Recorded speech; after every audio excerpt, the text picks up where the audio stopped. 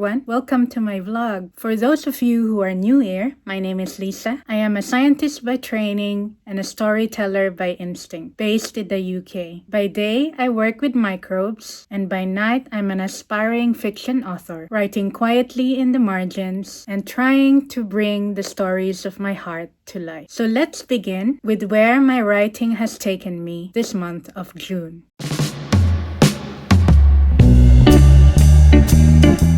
Okay, so if you saw my last video, you'll know that my current work in progress is called Project Phoenix. It started as a cozy urban fantasy novel set in an alternate version of my hometown in the Philippines. Or is it? That's actually what I wanted to update you on. I began drafting using the outline I shared last time, and by the time that I hit the 7,000 word mark, so right around the first third of the story, I realized something important. I was actually getting to know my characters better. Oh my god, I can't believe that I forgot my microphone. Let's continue. So I was saying that I was around the first third of the story and I realized something important. I was getting to know the characters better and I realized that they did not actually fit the story that I had originally plotted. And in fact, all the elements did not fit together after all. The characters, the setting, and the plot. And to me, it felt like these elements needed to be in 3 different stories of their own instead of all in one. So I did what writers often have to do. I changed the outline to better serve the characters. By that, I meant that I realized that the personalities of Pia and the Kit were meant for a more epic fantasy series. And so I ended up writing a whole saga about them, which I'll come back to you and tell you all about later. But for now, I'm going to step back and let the saga breathe for a bit. And I also wanted to go back to the cozy vibes. So I went with a completely new set of characters and setting. It's frustrating, I won't lie, but I also know that this is just part of the process.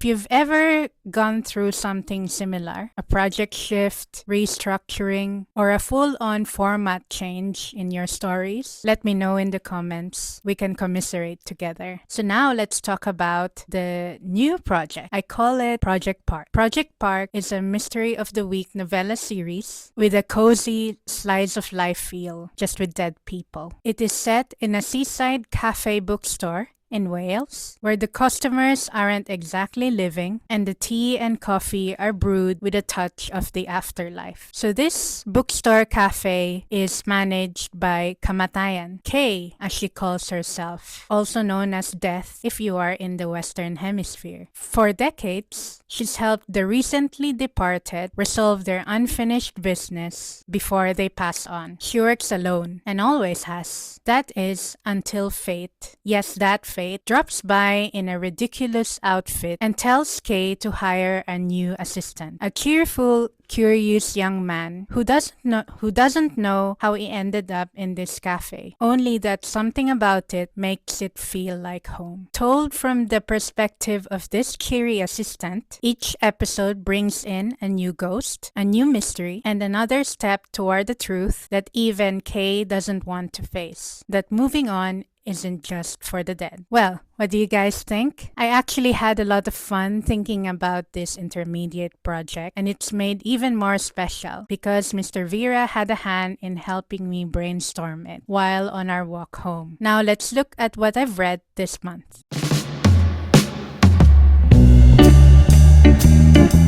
So this month, I read 3 books. First, another L.M. Montgomery title, The Chronicles of Avonlea. And the other 2 were mentioned in my previous video, Down Among the Dead by Damien Boyd, which is book 10 in the Detective Inspector Nick Dixon series, and the book chosen by the universe, which is what I'm calling this segment now, Song of Silver, Flame Like Night by Amelie Wenzhou. Unfortunately, the May Universe book ended up being a DNF for me. I really tried to stick with it for the vibes. I even got up to 56%, but I just could not connect with the characters, and I also did not care enough about the stakes. The love interest, Zen, ended up becoming the info dumper of this book. I even started calling him Info Dump Zen. So this one is definitely not this month's highlight. Instead, that honor goes to Chronicles of Avonlea by L.M. Montgomery. This isn't a novel, but a collection of short stories set in the same world as Anne of Green Gables. Anne does appear, but only as a minor character, and the real focus is the people of Avonlea. Each short story gives us a small slice of someone's life, and they're all deeply human and deeply moving. One of my favorites from the collection was entitled Each in His Own Tongue. It follows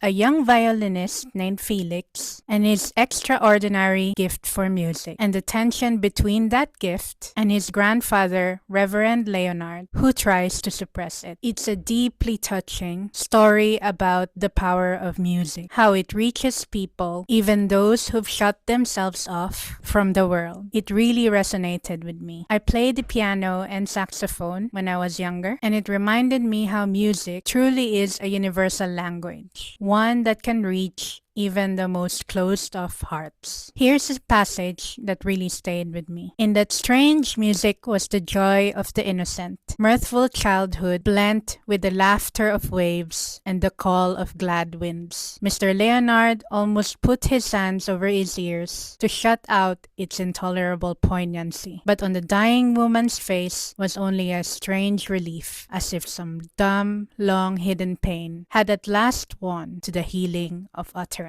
What a beautifully written moment. I honestly never expected to feel so moved by a short story. But here we are. Now let's look at how my life has been lately.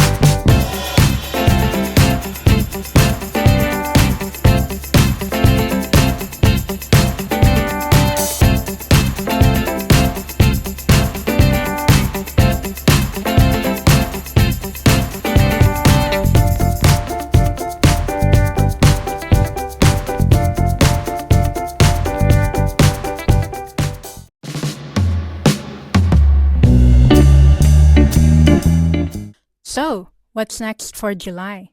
I've been really into my novella series lately. So much so that I've decided to focus on outlining and drafting at least book 1 of Project Park before returning to Project Phoenix. My goal is to complete a full outline and draft the first 5,000 words, which would take me up to probably the debate beat of the story. I even made a mood board for this project, something that I didn't do for Project Phoenix. And ta-da! I'm not a very artistic person, but I'm actually quite proud of how it turned out. I pulled a few photos from Pinterest and arranged them on a Canva template.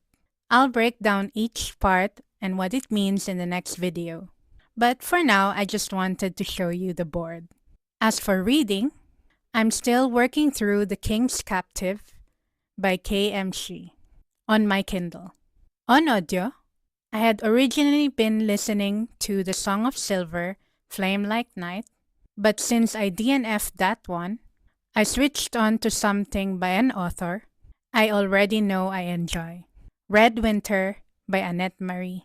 You know, I really enjoyed letting the universe pick my last read, even if it did not quite work out. So I think I'll turn this into a regular segment. Why not keep the mystery alive? And since I'm thinking of making the universe pick a regular thing, here's my TBR spreadsheet. Okay, so here's my TBR spreadsheet for June. And, as expected, it continues to grow.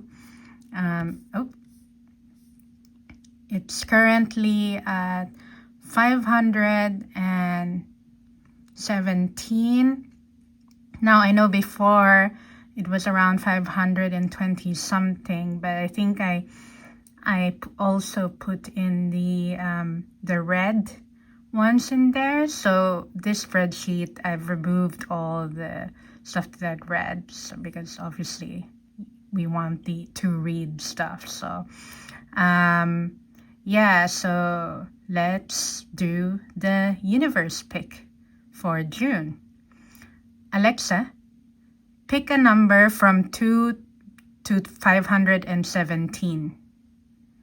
Here's a number between 2 and 517.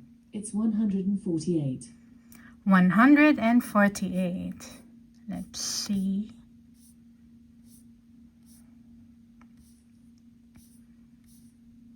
Oh, there it is. Oh, it's actually a very popular one. Powerful, from the Powerless trilogy. I'm not sure how I feel about this because I haven't read the first in the trilogy. So maybe I will probably do the first one because obviously this one is number 1.5. So yeah, maybe I think I will do the first in the Powerless trilogy.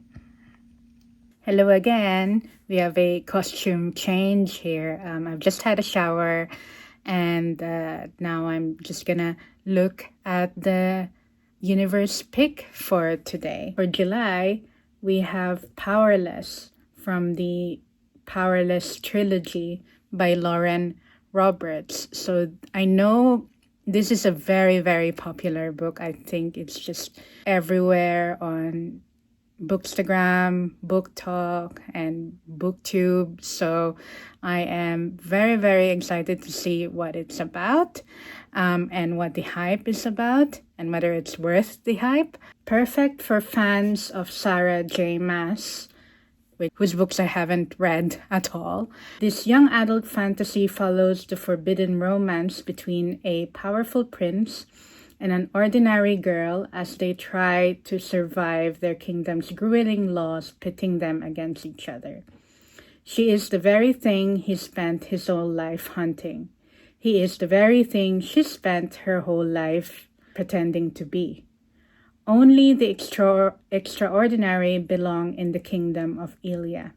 The exceptional, the empowered, the elites. The powers these elites have possessed for decades were graciously gifted to them by the plague, though not all were fortunate enough to both survive the sickness and reap the reward. Those born ordinary are just that, ordinary. And when the king decreed that all ordinaries be banished to preserve his elite society, lacking an ability suddenly became a crime, making Payden Gray a felon by fate and a thief by necessity. Surviving in the slums as an ordinary is no simple task, and Payden knows this better than most, having been trained by her father to be keenly observant since she was a child. Payden poses as a psychic in the crowded city, blending in with the elites as best as she can to stay alive and out of trouble. Easier said than done. When Payden unsuspectingly saves one of Ilia's princes, she finds herself thrown into the purging trials. The brutal competition exists to showcase the elite's powers, the very thing Payden lacks. If the trials and the opponents within them don't kill her, the prince she's fighting feelings for certainly will if he discovers what she is, completely ordinary. Okay, so this is very exciting for me, mainly also as a writer, because I actually had not the same as this, but a concept is similar that's been in my head. I even wrote it down many years ago, but it's just about how living in an extraordinary world when you're just ordinary, meaning like if you don't have any abilities, when everyone around you, people with abilities, with magic, with whatever strength. So I'm very excited to read this, both as a reader and as an author. So the story that I've told you about that I've put in the shelves for now has a similar concept to this, but I've put it aside for now because I didn't think I was ready to write it. So maybe reading something similar would at least jumpstart that inspiration. So yeah, super excited, and I will let you know what I think of it. Hopefully it's not a DNF. Thank you for spending this time with me. I don't know where this story will go, mine or the one that I'm writing, but I'm learning to keep showing up for both. Until next time, bye!